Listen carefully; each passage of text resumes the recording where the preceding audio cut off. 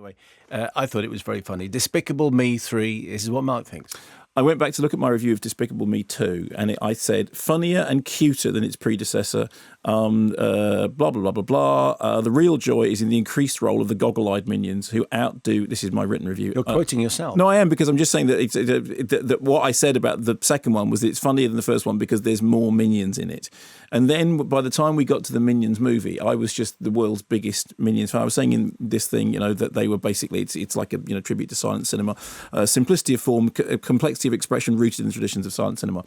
I have to say that I went into Despicable Me 3 with a certain degree of trepidation, because there comes a point when, the accepted wisdom is by the time you get to the third one, it's run its course. I mean, we think of lots of things that we love. By the third one, somehow the bloom is off the rose.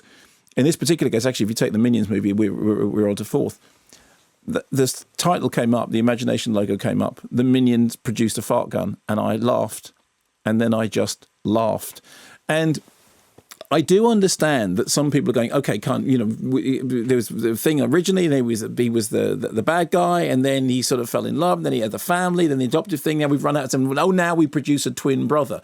I do understand all those things. I do understand, people saying, look, structurally the thing has run out of shape. When a soap has run out of steam. You produce a twin brother. What will do?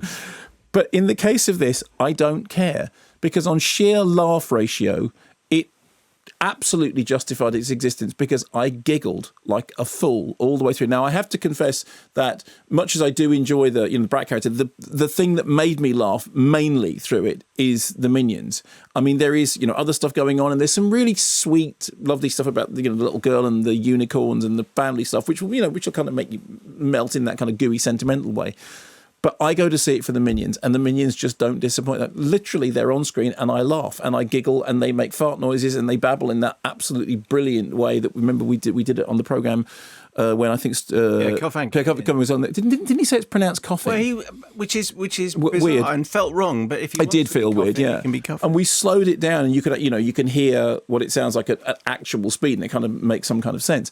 I do think that they are genius slapstick, and you either get why the Minions are funny or you don't. And if you don't, I'm afraid it's your loss.